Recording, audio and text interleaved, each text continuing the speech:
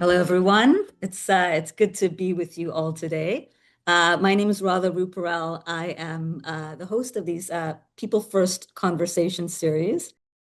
For those of you who are not familiar, just a little bit of a word about the People First community. This is a community bringing together organizations and actors across sectors from around the world who are committed to this idea that if we want to have sustainable development, we have to center in people, and particularly center in local leaders and the collective leadership of all of us. So we've been having these talk series to learn from amazing local leaders around the world. And today we have with us Patrick Awuah, who is the founder and president of Ashesi University in Ghana. And this is a university that's really known for ethical leadership. And actually, over the years, I've heard so many people who've come to me and have talked about this university. So it's such a privilege, Patrick, to host you today. And without further ado, what I'm going to do is just get right into the conversation. And for those of you who've been with us before, how this will work is Patrick and I will speak for a little bit, but put your questions in the chat because we want this to become an open conversation. All right, so let's get started. Patrick, I'd love for you to just introduce yourself. And you have an interesting story. You were in America and you decided to return back to Ghana. So tell us a little bit about what led you to start this university, what led you to return home. Hi, good morning, good afternoon, good evening, everyone, depending on where you're from. Um, yes, you're right. I was in the US. I grew up in Ghana, went to college in the US, and ended up working at Microsoft. And while I was at Microsoft, there was an event that caused me to sort of pick my head up, which was the genocide that happened in Rwanda. And, when that was unfolding, my wife and I were expecting our first child. He was born shortly after the tragedy in Rwanda. But also, I had been involved with a fundraising campaign at Microsoft to raise funds to support Rwanda. And so suddenly my attention was very much on Africa and a lot of sort of not positive news that's coming out of it. Wasn't just Rwanda, Sierra Leone, Liberia, um, Somalia, other places were in trouble. And I thought that I needed to be back on the continent helping with development in some way.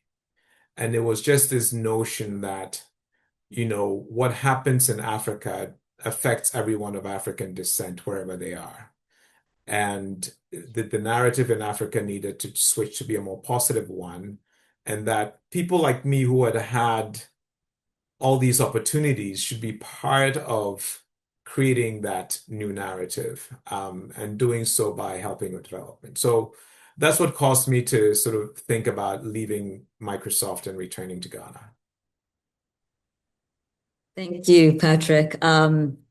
It's so great for the world that you went back and did that. So tell us a little bit about Shashi. What's your philosophy, and particularly, right now in this time of deep uncertainty, this pressure on values, what have you learned around the biggest capacities leaders need today? What was it to start as you started the university, and anything that shifted? Well, let me just answer that question by first saying that the reason I decided to do education in particular was because I had engaged in a bunch of conversations with folks back home in Ghana and would look at different problems and try to answer the question, why is this problem still here? Or why is the situation not good? And if you ask why enough, we always settled on the people in charge were one, accepting the status quo, or two, were the cause of the problem or part of the cause of the problem. And so it was really about the people in charge not having what I felt were the right mindsets. and the right expectations for their society.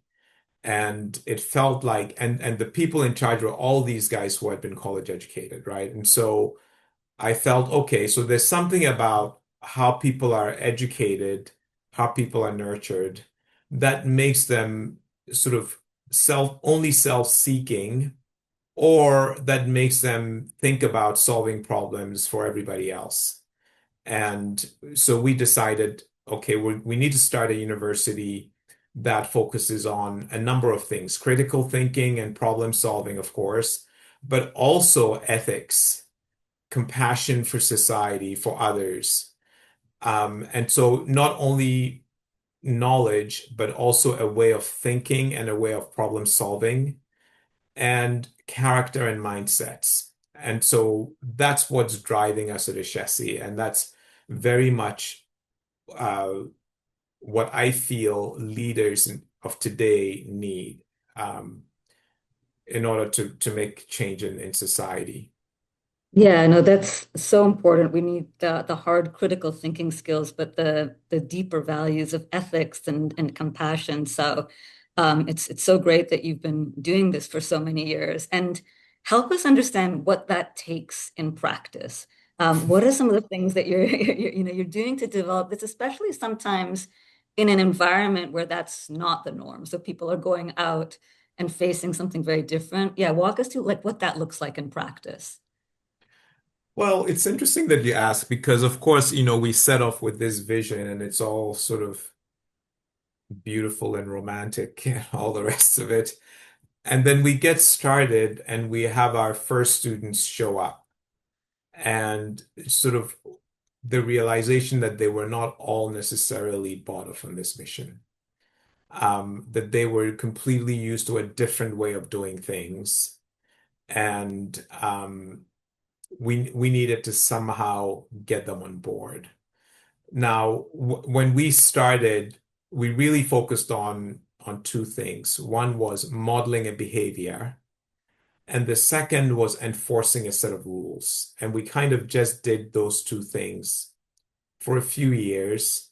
But I think it was about 3 or 4 years in, we decided that this was not enough. Modeling and enforcement was not enough. We also needed to encourage students to take ownership for the mission. And so we went to them and said, we actually cannot do this by ourselves. You guys have to be part of the solution. And if you choose not to, then the mission will fail. And I think that that was a really important moment at Ashesi because, first of all, the students were not expecting this at all. Um, but second, just having them have a conversation. I mean, we're enforcing, we are modeling, we are talking about things in the classroom.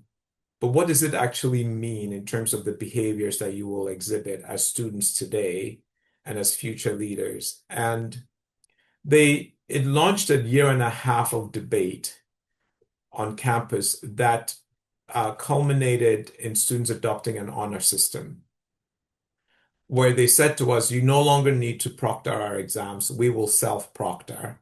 We will hold each other to account, and we will take full ownership for the mission. And I think that was very important because it's really about empowering people to make the change that we all want to see. Yeah, no, wonderful, Patrick. It's one of the things we've talked about a lot on these talks, this idea of collective leadership and that you need the agency to believe you can solve your own challenges, but together, and you need spaces to be able to do that. And how did that go in practice? Were there things that were challenging? Were there things that you learned about what it really takes to enable this? Yeah, feel free to share stories or yeah, the real things that worked and It then the was things not that an easy time. It was a difficult time. I personally had major frustration about how long the conversation was going. I was super engaged with the students.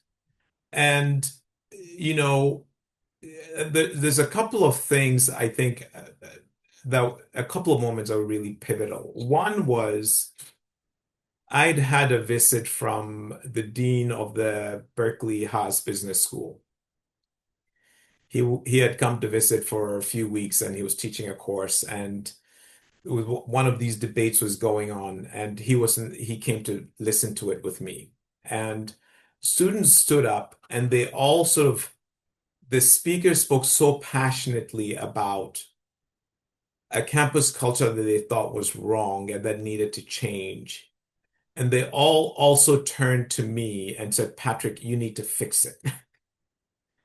And it was interesting because here was Tom Campbell sitting next to me, hearing all this stuff, and students saying it was basically my fault that I wasn't being a good enough leader, right? And and so at the end of it, I thought, oh, actually, this is pretty good. And I remember standing up at the end of it and saying, actually, guys, I was so pleased to hear this angst because the fact that you now feel that this is a problem is a huge step forward.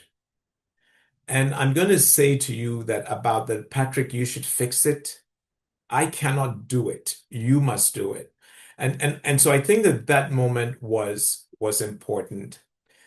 And then the way we eventually rolled out the honor system is we did it class by class. And it turns out that interestingly, at the time it was rolled out in 2008, the faculty trusted the senior class and the freshman class more than they trusted the sophomores and juniors. And and the honor system started with the senior class and the freshman class. So that was sort of, the campus had sort of become divided into half the campus on an honor system and half not on it. And then the half that was not on it, then their conversations took a different tone. And there was a little more seriousness about it, and they got on board eventually. So that's how it rolled out. It was a long, frustrating. There was one day I got up and said, enough of this. Let's just stop proctoring exams, whether these students are signed up on the honor system or not. If they want to kill their alma mater, let them do it. And No, but it was good. It was good that I expressed that.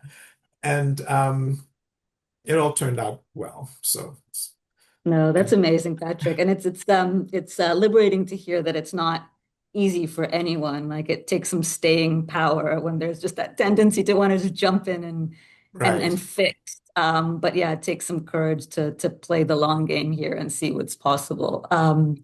In a And way, what it actually, wasn't like I was trying to fix things, right? Like when I said, let's just stop proctoring exams, there were two things going on. I'd said, look, basically, if we do this now without their consent, we still give them power to be either excellent or to destroy their alma mater.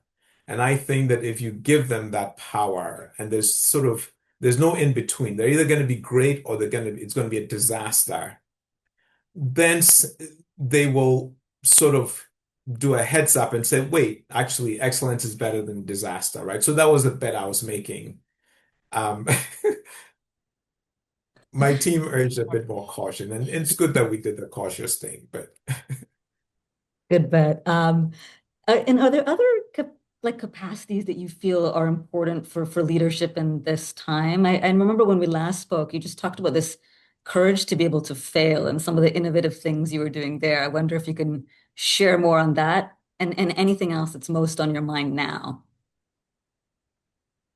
so I think that when you're sort of doing a very difficult project and you're navigating a lot of difficulty, the courage of the leader is really important. It can be infectious, but also the vulnerability of the leader is important.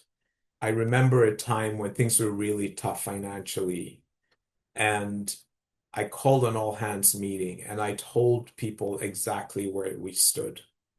the dangers that we confronted, the sleepless nights, all of that. And I also said to them that I wanted their input on the solutions. And I said to them that as the captain of the ship, I was going to stay on board no matter what. But if others felt uncomfortable and wanted to leave, they should have a quiet conversation with me. And it was a tough conversation, but I think that in retrospect, there's two things that I learned from it. One was it was good for them to see my vulnerability. It was good for them to see that I was super committed. It was good that I asked for their input in the solutions. And and I learned that often when you ask people to act heroically, they do, right? Which is what happened in that case. And so I think that these, just sort of the style of how you lead people is really important. The other thing that I think is important is really more about resilience, right? And, I was sort of contemplating how do I build a resilient organization? And it turns out that there's actually a fantastic model for resilience in nature, right? So like natural ecosystem, resilient ecosystems have certain common characteristics. And I sort of wrote those things down and I presented it to my team as a framework for how we should run our institution, right? So these ecosystems they have diversity, they have buffers, they have modularity. So if one thing fails, the whole thing doesn't come down with it. They have, let me call it innovation. In nature, it's like random mutations and adaptation, right? But they're churning, they're constantly changing. And and so I said, look, we've got to think about how we bring this into our organization. We need to have diversity of thought, diversity of income streams, uh, diversity of people and ideas and perspectives. We need to build buffers. And in nature, buffers are like food and water, they're genetic material. We need to innovate constantly. Um, in universities, buffers are, your systems and policies and your financial stability. So basically, we took this model and tried to map it into all the stuff that we do, even things like risk management, right? So natural ecosystems manage risk. And and I think having that framework has been super helpful to us because it's helped us to have a fairly complete and thorough approach to how we build strength and resilience and to sort of withstand shocks that inevitably come. Patrick, let me ask a follow-up question, and I'm going to, in just a couple minutes, open it up to, there's already some good questions coming up into the chat, but you have such a deep orientation towards this, right? Resilience, this idea of much more distributed and collective leadership. Like I can just sense it in your being with capacities like that, like you just spoke about with resilience. What does it take then to have that next set of people really embody that principle? Like was it through the modeling? Were there structures in place? Is it coaching and developing people? Like what is it, or is it just seeing it in practice? Like what do you think's enabling that to get to the next tier of people and the next tier of people? So it's all of the above and a little bit more. So first of all, I learned that I should never get bored talking about the vision and the mission and the culture of the organization that we're trying to build. And so I'm always doing that for new employee orientation, new student orientation, new parents, constantly talking about that. So that's one. Then there's some modeling, as I've already talked about. But there's also giving people decision rights. And there's and its systems that you set up. And one of the key systems that we set up around culture, we we actually had codified our culture very early on. Ashesi's sort of three pillars, our tagline is scholarship, leadership, and citizenship. And we defined what each of those words means to us, right? So scholarship is about learning, it's about teaching other people, it's about constantly searching for new ideas, embracing new ideas. Leadership is about helping people to be more successful and moving, setting a great example. Um, and citizenship is about the common good, right? So, but we'd codify this. So each of these three things, we have five behaviors that reflect that. And we built those metrics into our performance management system. So um, when we're doing performance reviews, we're not only looking at the what you did, which is the goals that you set and what you said you're going to do, but also the how you did it. And the how you did it is about the decisions and the actions that you've taken that are really aligned with the culture that we're trying to build. And the rating of how you did it or how well you aligned with our institutional values and culture, that comes from your peers, from your supervisors, from your direct reports. So it's a 360 review. And that's one way of, first of all, what you measure is what you manage, but also it means that every year it's top of mind for everybody, right? Like we're constantly, it's not just the orientation and then we're done. It's every year afterwards, you know that we're asking, did you meet sort of the ambitions of our culture or not? And to what extent? And you get feedback on that and you sort of self-correct if there's corrections that need to happen. Or if there's a real big problem, uh, you know, that maybe it's not tough, but it used to be tough, that what happens when the performance is great? The numbers are good, but the alignment with culture is off. What do you do? Right? And you have to have the discipline to say that is not okay. And it'll either correct or there'll be a separation, right? And if you do that enough, then it just sort of becomes part of the habits that everybody develops. I think that's so great, Patrick, because so often our old systems are don't adapt to this new way, and that's when we have often this tension, a strong performer but not operating within the culture. So I love how you've tied the two of those together, and it's a good lesson for all of us. There's actually some relevant questions coming up in the chat around a few of the ideas that you've just mentioned around leadership, around civic leadership. So maybe Wendy, I'll start with you because you had a conversation just around civic leadership. If you wouldn't mind uh, just coming off mute and just sharing your question directly. Yeah, thank you so much for all that you're sharing, Patrick and Radha. I guess I wrote in the chat, but as you know, across the Teach for All network, we're recruiting at all these selective colleges, and many other colleges as well, but particularly at the selective colleges like Ashesi. We're finding it maybe more challenging than ever, honestly, to inspire some of the most promising leaders, people with the most options, to take these first jobs that put them in proximity with big social challenges.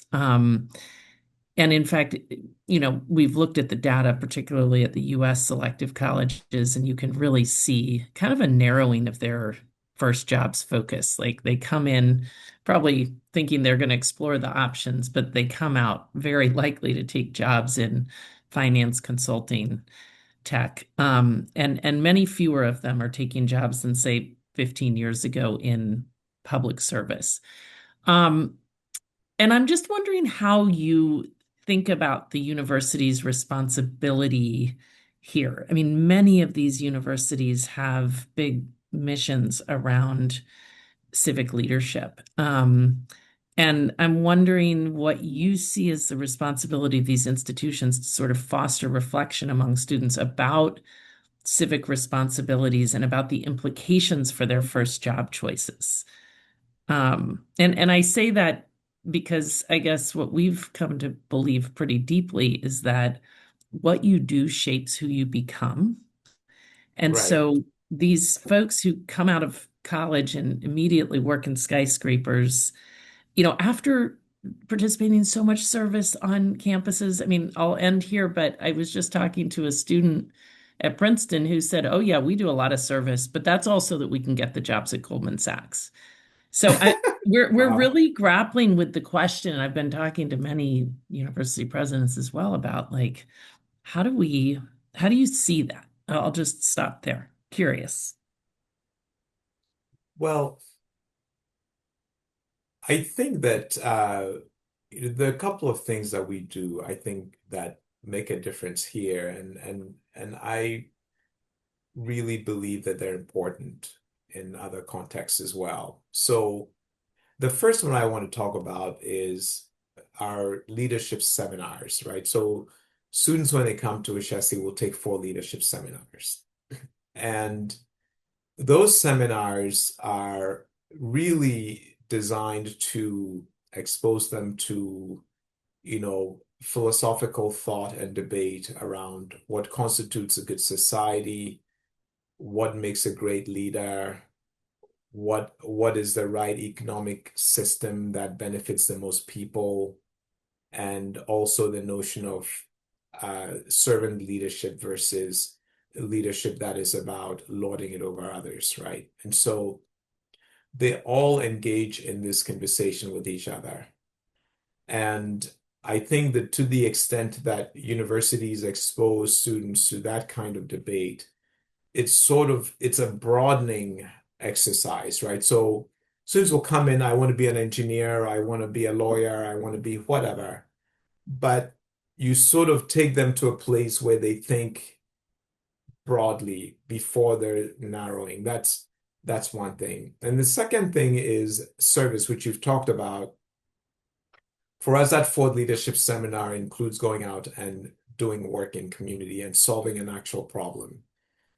And, what we hope will happen is that, even if the student graduates and doesn't immediately go and work in the social sector, because they've been exposed to that and because they've made a difference and seen what a difference that they could make even as students, that it stays with them and they will find a way to engage at a later date in a meaningful way. And so that's sort of the bet that we're making. And, I hope that for some of these students that you're talking about, they go and do service so they can get into Goldman, that if they really did meaningful service and impacted people's lives, that when they're at Goldman, they will not forget that and they will still engage in a way that, helps people who are sort of less advantaged than they are.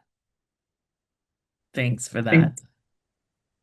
Thanks, Patrick. Let me just continue. I think there's some other good questions in the chat, but one thing we didn't get to before that, then Patrick, is how do you then keep folks connected to this mission once they leave Ashesi? I know we talked a little bit about that, but I think to Wendy's point, I was one of those who had got into the corporate world, and then it actually took a long time, probably longer than I'd wished, to get back into something that was mission oriented. So, I guess, is there anything we can do to accelerate that shift? And curious how you think about leadership beyond those few years at Ashesi. Well, our big concern is, when they're on campus in this environment with an honor system and everyone is very switched on a certain way, it's kind of a bubble, right?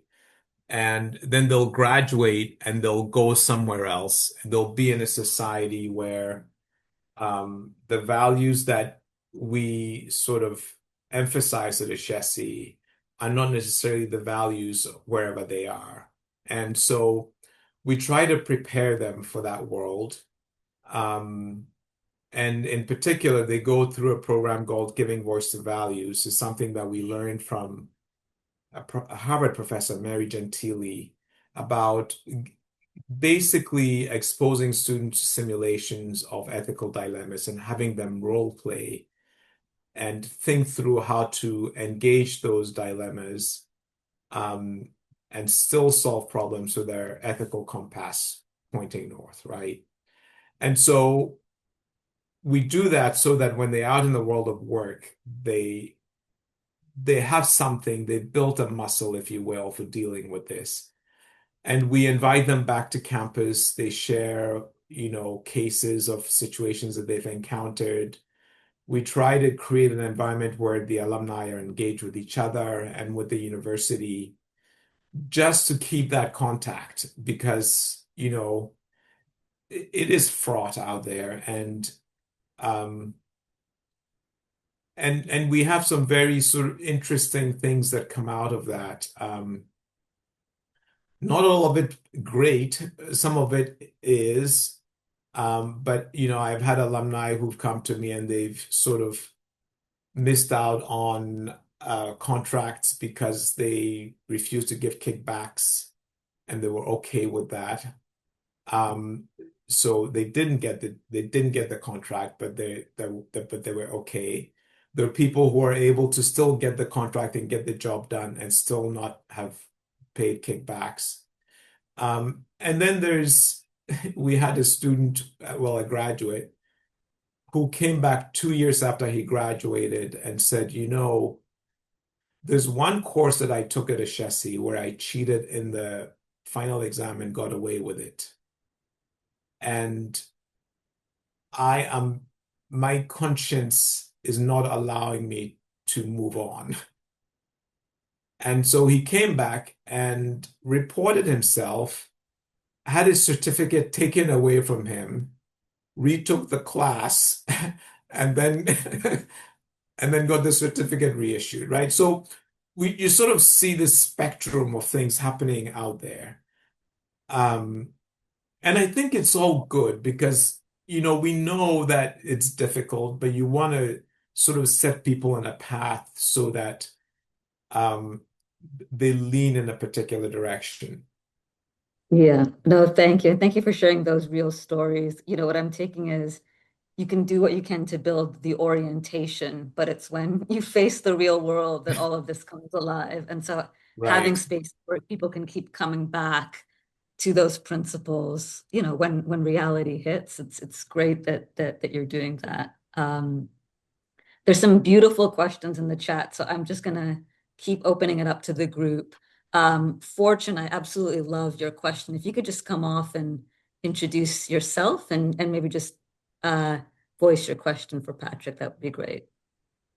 My question is very maybe early on, how did you go You're breaking up a little for me now. You know what, Fortune, you're breaking up. So let me just read the question because you put it very nicely in the chat and then just come in Okay. if you missed anything. But Fortune's question was, you mentioned students who are already used to a certain way of learning or what education should be. But what about the teachers? In the early stages, what were some of the biggest changes in mindset that you felt were necessary for the teachers who had to facilitate the learning? Yeah, so what mindset shifts did you need for your teachers and faculty and what did you do to develop that? Yeah. Well, with the teachers, what we did was we were very careful about who we hired to be on the faculty. And so, we asked people who applied to Ashesi to give us a statement of their teaching philosophy in addition to their CV. And their last interview was actually to teach a class. And so we actually saw how they sort of interacted with students and before we made the hire. So we sort of had sort of this baseline of let's get people who already are leaning towards what you want. And we recruited quite actively from the diaspora, trying to get people who just completed their graduate education to return home. And we started with a relatively young faculty. We also recruited from industry. And so people in industry, they had already a mindset of what education should be about, which is more sort of practically oriented, project oriented. And then we sought out visiting faculty, initially mostly from the United States. And that mix of local faculty, diaspora, and visiting faculty together was a really good one for us. And they did workshops and peer workshops to sort of help improve their teaching and their approach. So that's how we dealt with it. Thank you, Patrick. Yeah, it seems like both who matters, but then also growing those capacities. Let me shift to, I'm going to do some macro questions and then come back to you again, Tom. But Maren, let me open it up to you and then Kasaga, just about some of these bigger questions, if you wouldn't mind coming off mute, Maren. Yeah, thanks so much, Patrick. Great to see you. We've been dealing with this a lot. I'm based out of the University of Toronto, but lead a global network. Ashesi is part of it. We've been dealing with this question a lot from the students around AI and the rapid shift in the workforce. I think a lot of us are grappling with this, especially in terms of how to equip students for this change, entry level or otherwise. This is affecting everyone. So I'd love to get your thoughts, Patrick, on the role, Ashesi, but also more broadly, the higher education, the university sector can play in equipping students and emerging leaders for some of these shifts and really empowering them and equipping them to lead through some of this rapid transition that's underway and really thrive in their workplaces after graduation. And Kasaga, I think you had a similar sort of question. Is there anything else you'd want to add in there, or did that cover it? I mean, I think it does cover it. Thanks, Patrick. I mean, you're such an inspiration. But the piece I want to emphasize here is the navigating that anxiety for the students as they enter first jobs, and then orienting them towards remaining focused on their purpose and also service leadership, which I know can be challenging, especially on the continent, and how they keep focused after they have finished they have graduated out of Ashesi. Yeah, great. Patrick, I'll turn it back to you. So AI, we're all figuring it out, right? I don't know that we have the answers yet, but basically the way we are looking at AI at Ashesi is that it is a new technology that is going to be as profound probably as the invention of the light bulb, right? So, or maybe even electricity, but like the light bulb really changed how humanity organized its day, right? Like it was a big fundamental change, the fact that people could work at night. And AI is going to be that kind of a change, or maybe even more profound than that. So the way we are treating it is from a practical point of view, people are going to go into the world of work and they're going to have to know how to use AI to get work done. And but on the other hand, AI is such a powerful technology that certainly for students in a classroom, it also presents a danger of them sort of offloading thinking to the machine. And so we need to somehow straddle these two things. And the posture of Ashesi now is that when students are being assessed in class or they're being given assignments, there's some assignments where they will be required to use AI and will be graded in a certain way. Those assignments will be of a different nature than the ones where they're not using AI. There'll be some assignments where they're allowed to use AI if they want. They'll have to sort of explain how they used AI and give the right credit. There will be some assignments where they're not to use AI. They may work in a team, and there will be some assignments that are not to use AI, they're supposed to work alone, right? So there's a range of things that they do. And if they're given an assignment that's not supposed to be done with another agent, human or machine agent, and they do so, that would be a violation of the honor system. If they're not supposed, if they're allowed to do that, then that's fine. So that's where we are in terms of sort of general use of AI. The second thing is the sort of from the engineering side, there's a lot of work to get our students up to speed on AI systems and the faculty on AI, creating AI systems. And so a lot of the projects that our students are working on, that the faculty are working on in computer science involve artificial intelligence. They're writing machine learning algorithms, they're using AI agents, etc. And we're also looking at, issues around AI and ethics, right? So it's sort of a very broad range of activities that we and all other universities, frankly, are doing at the moment regarding AI. And And we're Patrick, also internally, I'm encouraging my team to use AI in their work and to figure out how we use AI to improve the university's own work and the university's processes. yeah.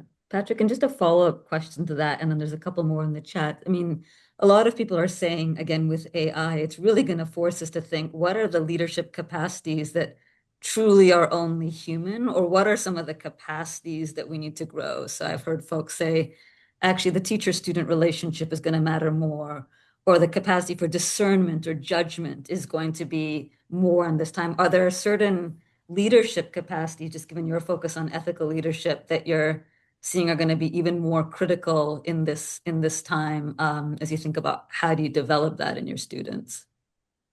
Yeah, I mean, the things that you mentioned are absolutely critical. The ability to continue to learn and to navigate change is really important. And so education should be about, preparing people to constantly be able to sort of learn new things. And, the human values, compassion, being able to communicate effectively with people. And communication is not just about writing and speaking. It's also about listening, right? And so, and it's about really, and when I say listening, actively listening, really trying to understand the other side. Those things become hugely important. And I think that AI, like all technology, is going to amplify human intent. And that human intent, if it's a negative one, AI will amplify a negative intent of humans. And if it's a positive one, it'll amplify a positive one. And so I think that the educating people around values is more important now than ever before, right? Because the wrong actors out there using really powerful tools will be able to cause more problems in the world. Yeah, it's a cry for just do more good now, because that's what's going to be amplified versus the other. Thank you, Patrick, for sharing that. Let me go to Reed then, and then we'll come back to Tom. Yeah, thanks so much, Radha. And Patrick, thank you so much for being here. It's such an honor to learn from you and hear from you. So I'm really curious to understand the engagement with the public sector, given Ashesi's work towards creating ethical leadership. And I see that you do have an executive education program for senior health leaders. So that seems really amazing and interesting. But I'm just curious what the longer term strategy is to think about the role of improving the quality of government leadership. Well, you're right. So executive education is relatively new for us. we've been around for 24 years, and for most of that time, our graduates have tended to go into the private sector, the social sector. Very few going into the public sector. The way we're engaging public sector now is we have majors in law and public policy and economics, where students who have an intention to go sort of more into the policy space pursue those majors. And so those we just started last year, and then we also started an executive education program. With Exec Ed, we have one for health leaders who are public sector, but we're also aiming to do programs that sort of have combined cohorts of people from, the private sector and the public sector together, because we find that could be a really powerful way of getting the public sector folks to really understand what the rest of society is looking for. And so we're very early in that journey, but we feel that we need to start to engage younger people in the policy majors that lead to policy jobs, but also people are already in leadership or proximate to leadership to engage them as well. Great, thanks, Patrick. I think I can't see if Tom is still here, but he has such a good question that I'm going to just say it from the chat. Just give me a minute. I'm going to pull it up.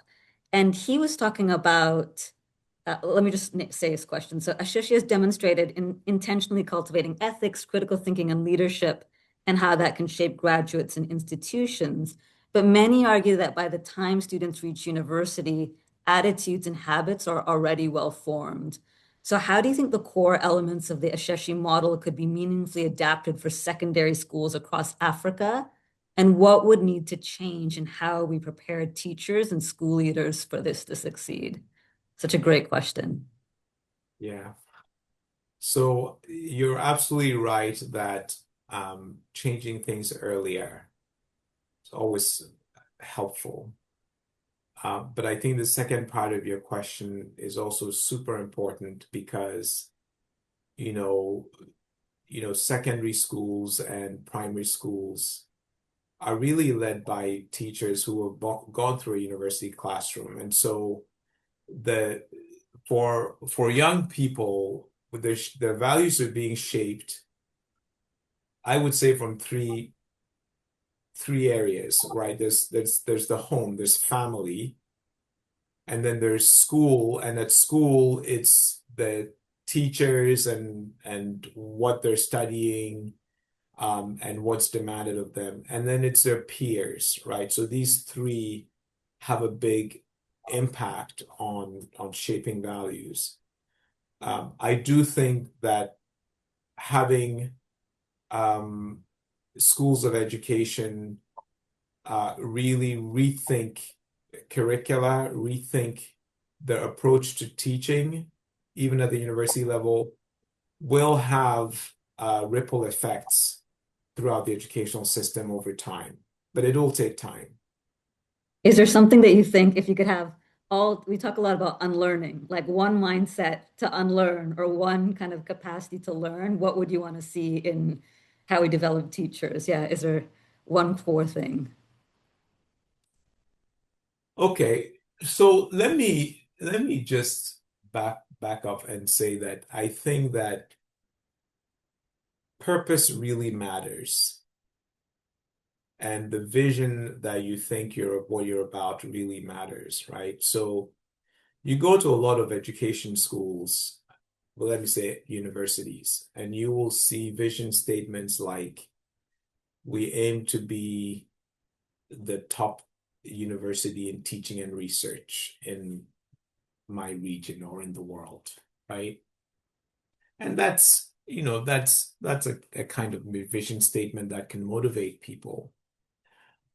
But what if you had, like, if you're in education school and your vision statement was something like, we envision a world where every classroom is filled with happy learners and students are being nurtured, encouraged, to reach their fullest potential, and schools that are producing the talent that moves society forward. So just made that up. But if you had a vision statement that was talking about happy learners, and it was talking about these learners going on to do something for society, right?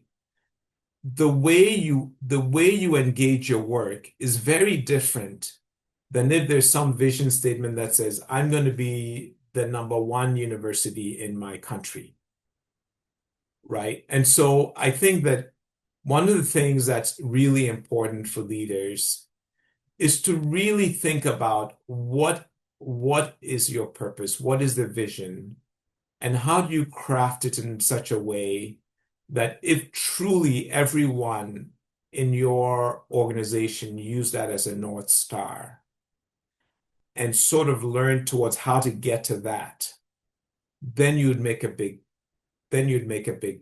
difference, right? So I would say that that's probably the first thing that I would change, is sort of even how you define what you're about.